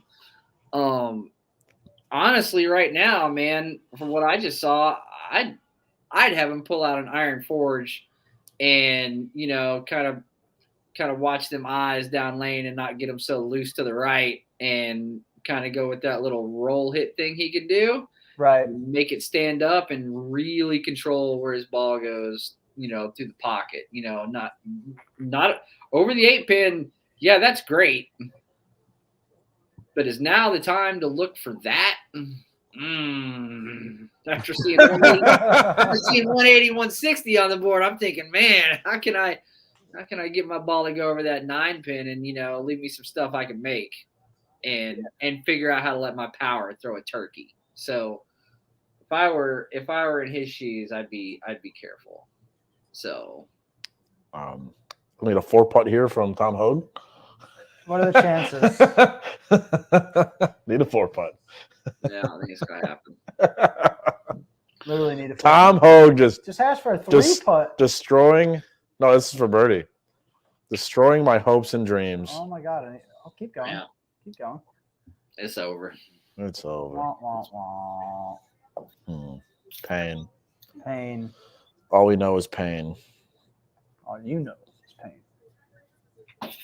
190. All right, in between another match, we got another giveaway coming up here, folks. Dick, it's time to pick another number here between 1 and 30. 16. 16. Oh, I picked that one last time, so I like it. I like what you did there. All right, let's go in to 16. the list here of people. Let's find somebody. Number 16. It's loading. What should we give away before we pick somebody? Shoe cover. Yeah. Why don't we do like a couple of different things here since we're going to a title match? We'll give away a pair of shoe covers, some ball cleaner, and some tape. Yeah. Yeah. All right. We'll give away some a shoe cover, some ball cleaner, and some tape. what kind of tape? 16. Whatever tape. 3/4 wide, inch wide, black. Whatever. What do you use, Dick? I use inch and 3/4. All right. So we'll give I away. use both. Okay. All right. Hey, love it. All right. So we'll give away some inch and some 3/4 white or black, whichever you prefer. Yeah, whoever wins, experiment. 4, 5, true. 6, 7, 8, 9, 10, 11, 12, 13, 14, 15, 16. Joey Amadeo. Joey Amadio from Louisiana? I mean, if that's how you say his name, Amadeo. AMADEO. E-O. Where from? We don't think. Didn't put in his his address here or his social security number. He left that portion out. The audacity, but yeah, you know him too. You know everybody. Every time we announce, Well, I mean, he's been around for what, 30 years, 40 years in the bowling scene. I mean, I lived in a lot of places. Well, Joey Amadeo, however you say your name, Joey, you're the winner. Message us, and we'll get you your stuff. Just let us know what you want, what kind of tape. We'll get you shoe covers and some ball cleaner. And I love seeing Kurt on TV. Isn't it awesome? I got to see him at the Players. I haven't seen him in a while. Yeah. It's good seeing that guy. All right, let's put up. So is he now full-time ball rep for you guys? I think he's there with them. So Yeah. I think I was part of the. I guess Andrew brought him along. I'm thankful for it. I love it. Yeah, he's so knowledgeable. Yeah. I love his little. He's got so many drills that like the one my favorite one. We were bowling the U.S. Open in Wichita a couple of years ago. We were practicing before the PTQ, and he had me as I was coming down off the top of my backswing. He had me close my eyes every time. Is he just feel it? Just feel it. Just feel the ball banking off your ankle. You shouldn't even. He's like, even if your eyes are open or closed, you should still be able to hit your mark. Because you're looking at it, and then close your eyes, and then it's just your whole entire swing. And if everything's on line, you'll hit it. Some coaches say that, like, as soon as you start walking, like your shot is predetermined. Like as soon as you set up, you're either going to hit your target or you're not going to hit your target. So it doesn't matter if you got your eyes closed or open. Yeah. But that's always a good drill, bowling in the dark. If you're at a smaller center or a center where there's nobody there and you can turn the lights off, get some feel going. Everybody always complains about like bowling at like Rock and Bowl, where it's glow in the dark. I think it's good practice. You get some good feel in there. You don't realize how weird it is trying to bowl when your eyes are taken out of the equation. Yeah. You don't realize how much you depend on your eyes for a lot of different things. That swing loosens up real fast bowling in the dark. Yeah, it does. It does. It's an interesting experiment. All right, fellas, all three of us favorites is EJ going into this. So I feel like all of us would probably say that EJ is the favorite to win this match. Dick, do you think EJ's got the edge here over Simo? Oh man, if I would have thought I just asked the guy to use the Pythagorean theorem to make some sort of a move. Simo wouldn't have gone plaque 10, all three in the 10th, and actually missed left and right doing it, I would say that just based on the previous game score, because EJ gets 8 shots, he's at the total advantage. But man, those 9th and 10ths by Simo, that changed everything. That changed everything. I mean, those were showing that he could control the pocket there, have a little bit of wiggle room. I would have been 90-10 saying EJ was going to win if it was like the 169 to 168 banger that we thought it was about to be. Right. But now, not so sure. But now I'm not so sure because, you figure EJ is going to go ahead and let Simo start on the left lane. Yep. So go ahead and give Simo a strike for striking out the 10th. Like first frame up, bang, right in your face. Thanks for letting me start, EJ. Like, I'm not shooting 180 this game. Like that changes the tide a whole lot. Like, see, sure. If I'm EJ in this position, I'm almost thinking, man, if I throw 8 shots, that's 4 on each lane, and I go first, I can make it a 5th shot on the left lane. Right. And he has to adjust to even another extra shot on the left lane. I get what you're saying. But then you're letting him finish on the game that he just finished on, striking out to win. Yeah, there's a lot to think about when it comes to I don't know about you, but our channel just changed to the Wyoming versus Fresno State game. No, it's preview. Oh, okay. Oh, yeah. It looked like they were about to tip off there for a second. All right, we're going to the Wyoming game. Here we go. I was getting I'll get the lines up. Good show. I'll catch y'all later. Yeah, exactly. End of the show, a little abrupt there. All right, we got no commercial breaks through the title match, which is great. That eagle is badass looking. Not gonna lie. All right, let's go around. Let's do some score predictions. What we think the actual score is going to be. 279 to 257. I was gonna say it's gonna be high scoring. Seriously? It's gonna be high scoring. 100%. I think they're gonna whack them. Yep. I think the over under on 479.5. I'm taking the under. Coward. Life's too short to bet the under, my man. Come on. I think these guys are going to bowl pretty good this game, though. They both won it. They're both focused. They're both major champions. Yep. And I think Simo got lined in, and I think EJ is lined in now.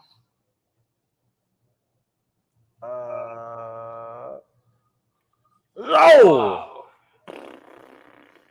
There you go. Strike right in your face. Thanks for letting me finish. In the face. Simo's got 2 chamois when he wipes down his ball. He looks like he's got 4 towels on his chair that he's sitting in. He's got more accessories than any other bowler I've ever seen in the settee area. He's got like a towel to wipe his head, a towel to wipe his shoe, 2 towels for his balls. EJ needs a hairstylist. I was gonna say something similar. I know he's been bowling a lot the last couple of weeks, but man, we could trim it. It's been a minute since he's won on television, right? The last thing that he's won, I mean, he won the Lucy this past summer, right? Obviously. I don't know. Maybe that's his thing, though. Maybe he knows he only bowls good on TV when his hair's long. Maybe.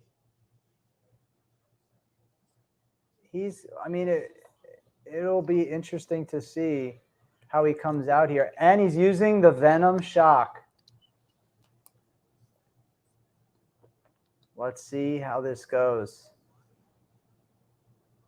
Oh, he's in there. Oh. Uh-oh. I don't think that was a good first shot. What do you think, Dick? I can see Dick's feeling just based off of where he's sliding and what he's trying. Because in order for that to hit the pocket, that's got to be going a lot farther to the right than what that one was. That one's. I mean, he's got to get it going to the right a lot more. Yucky. That may have been 6 left through the front. For sure. Easy. But it's pretty cool to see how young these guys are. I mean, 29 and 25. I mean, Dick's like 45, 46, right? Fantastic, yeah. What are you, 45, 46? 43. with that light on, though, you look like 23. You look a little Definitely younger. old enough to be their dads. There you go. EJ's so good at that, though. I mean, making that friction show up. He has the ability to turn like anything into a house shot where it just feels like it falls right in and it shapes right up. Yeah. That was a great shot right there. I think Motive Kid's going nuts again. I love it. This right lane will be because we've only seen him throw those strikes on the left lane so far. So if Simo, that's left. That's left and slow. By the way, out of all the people that have gone runaway Brook tonight, not a single one has strike. Were the Brooks not good in Indy this week? I don't know. I'm in that position where I either need to get better or get worse. Because like every time I just miss, I 210 or big 4. So like I figure I either need to miss more and go Brooklyn and miss more and leave the 1-2. It's hard for me to go Brooklyn. I can't get her over there. I'll show you how. Yeah, you really got to yank it over your toe for you to get it over there. Don't worry. I'll show you how to get it over there. Too old to yank on it that hard. I can't believe not a single. I mean, we've seen 5 or 6 shots hit the left side of the head pin, and not a single one has really even come close to striking. And they've all been that plaque 5 pin. Belmo did leave a plaque 5-10 in the fill, that one shot, didn't he? I mean, that one right there could have struck. Sure could have. Oh, that's good. Did you see Tommy Jones 5-7-10 first shot? He was bowling right next to me. First shot of the day. Getting ready. and then I saw him 5-7-10 and I just couldn't. My favorite comment was Doherty ran over and like the camera picked it up. He's like, I moved over there because of you. And he 5-7-10. It was hilarious. That's so funny. Oh, that's better. Fall forward? No. Uh-oh. Is he gonna go more air time on that lane?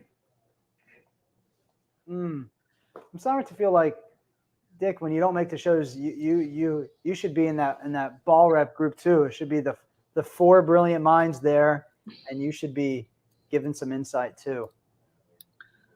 Yeah, I mean, I still get paid to throw it, so hook. It's true. Well, maybe one day. Maybe one day. All right, let's see if he can bounce back here. Yeah, that's a big bounce back frame right here. Is it possible that right lane is just that much trickier and that much harder? Because, Belmo got up obviously in the 10th, didn't throw good shots, left 1-2-4s both times. Simo hasn't struck on that lane in a while. EJ hasn't struck on that lane yet. 3 or 4 times I've seen guys look down at their foot on that lane, and some of the shots that kind of like they get up on their toe have been more on the right lane. And this is one of those places that you start to get on the splice. Yep. Towards the gutters. The closer you get to the gutters, the tackier they get, and it starts to mess with you. Mm-hmm. It's an interesting thought there. But you see the bad shot by neither one of them hit the left lane so far. Right. I wonder if that kind of might have something to do with it. It's just on that left lane, it looks like it's so easy for them to get it to the pocket. It's a little better. I think Simo moved a little bit back to the right there, maybe. I mean, I don't know. It looked to the right. It looked pretty good. I think the match is over. Think so? I think the match is over already? He's the first one to figure out that right lane, and now it's he caught a double here. I did say that last week. His balls struck 3 different ways since he switched to it. For sure. Yeah. It could have struck 7 if it caught the Brooklyn hit. It's true. It's plaque 10 when it missed. I don't know if he can go like 6 through the middle.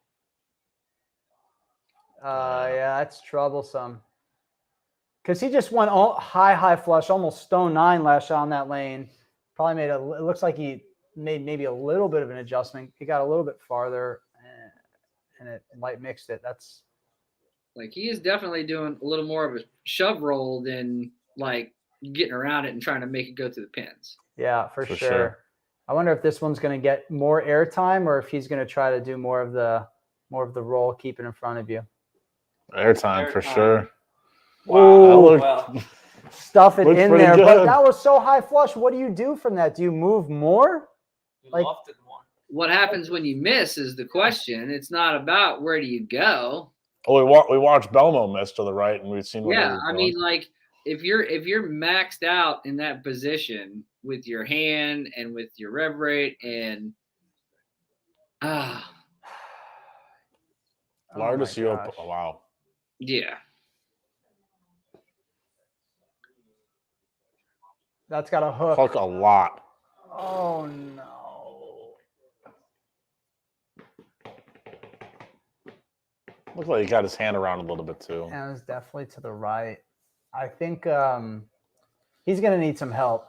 I mean, he's going to need some sort of like a big 4, 2-8-10 from Simo to get back into this. But his ball's going high flush. I and know. Right. It's when it Oh, lays and off, Oh my goodness. and when it lays off, like it's going light half pocket. It's not going, it's not behind the head pin. It's already faced up. yeah. Oh, that spare was Wow. crucial. He threw that straight. Yeah, I mean, that ball. 248. Dick, have you ever shot a 248 dead straight? In practice, Yeah, when the lights are on, that ball is always hooking into it. Yeah, that's hooking into it like it's nothing for Yeah, me. especially when he hit the pocket. Oh yeah, it's night. Yep. When he hit he's hit the pocket both shots before that on the left lane. Just throw it a little slower, let the ball get over there, and make that thing. I mean, it's easy to say when I'm sitting over here on the bench, Right. watching on look television. how much further right through the front he is. I know. So much less rotation. He went with some shine to get it through there, and the big ball to smooth it down. Yep. Ooh. I mean, I feel like if he strikes here, he locks it up. Granted, you still got 3 frames left, a guy, but if he strikes here, I mean, I feel like it's It's a little left. Oh, and it laid Oh, there no. perfectly. It's over. It's over. It's over. 217 with the back 6 or sitting on the bench with 230 right now. By the way, the over again. Well, the over-under is still in play. EJ can still shoot 200. Echoing again.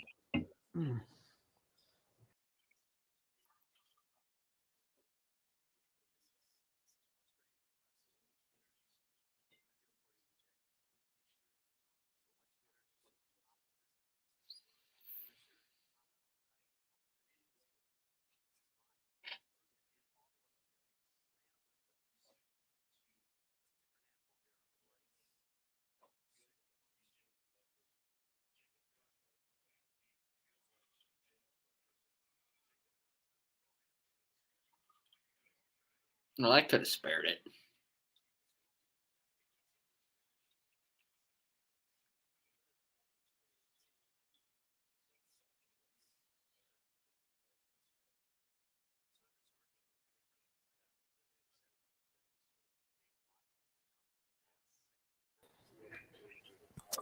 Unbelievable. Well, this is, I mean, not the most exciting match that we've ever seen. Wow. Man, are you kidding me? I'm so excited about how right I was.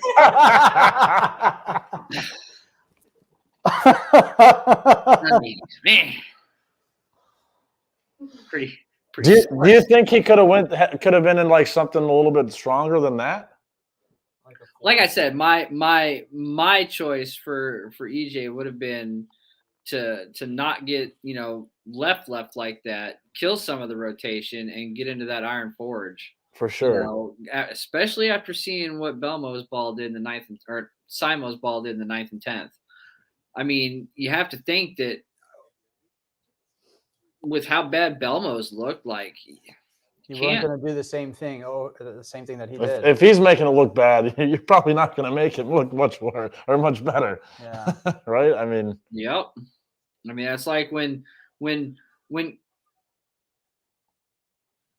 doesn't matter. Doesn't matter. As we all sit here and just, no, it's over. It doesn't matter.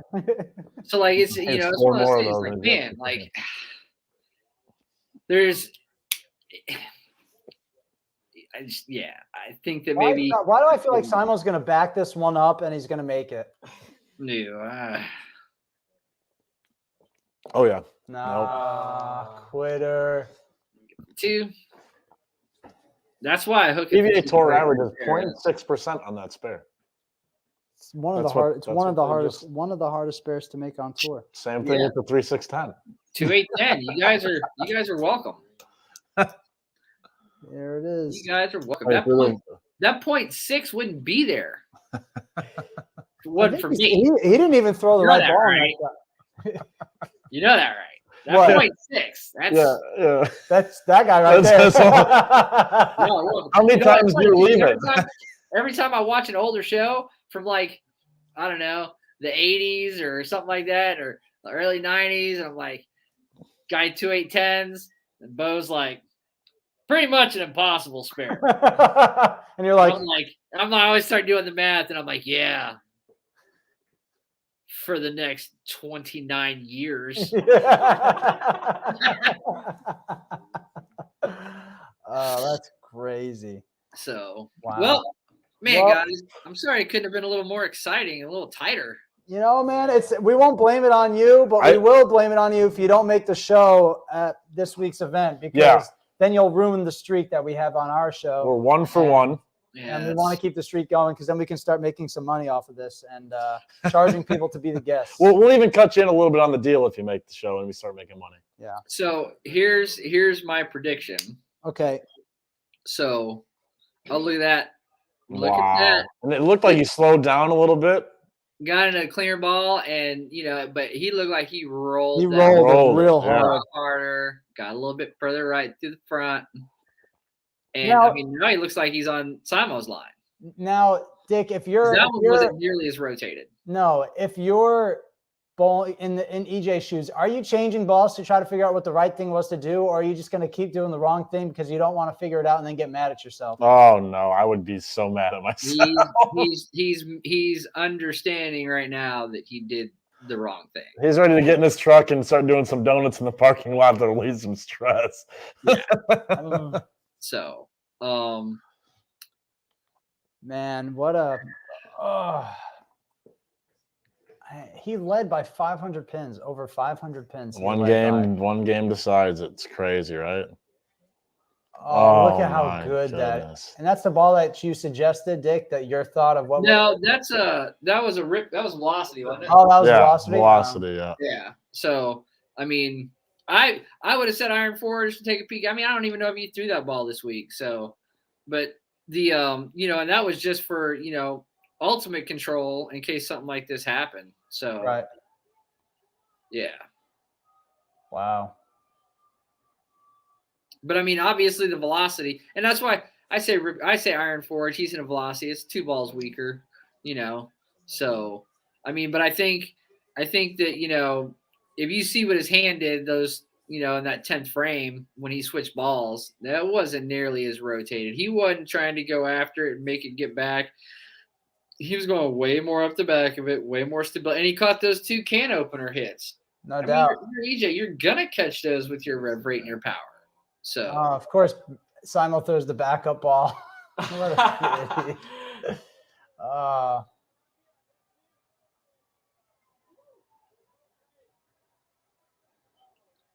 Wow, what a good time, good stuff.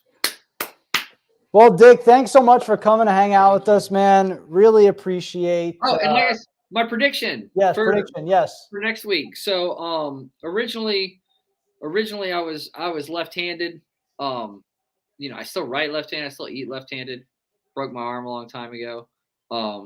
Think the lefties probably gonna get the nut for a couple weeks. So in another lifetime, when I was still left-handed, I probably would have made the show.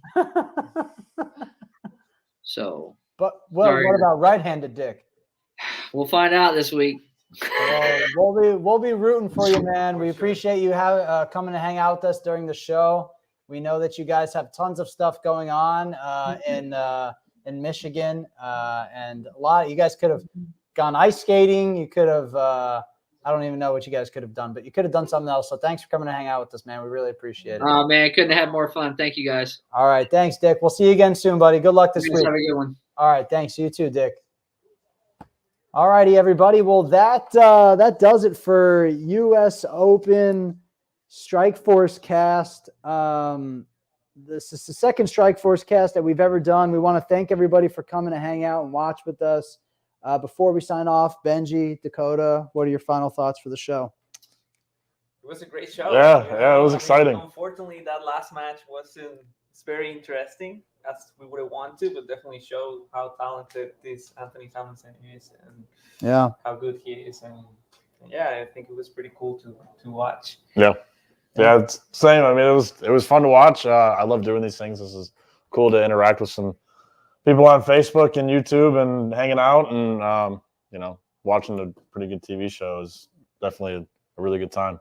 For sure. Well, we want to thank everybody again for coming in, tuning in with us. We will continue to do these Strikeforce casts throughout the PBA season. So stick with us as we try to get better and better, have more guests on, and have some more fun with it. We give away more prizes and whatnot. So thanks again, everybody, for coming and hang out with us today. We'll catch you on the next one. Have a good rest of your weekend, and we'll see you all again soon. Take care, everybody.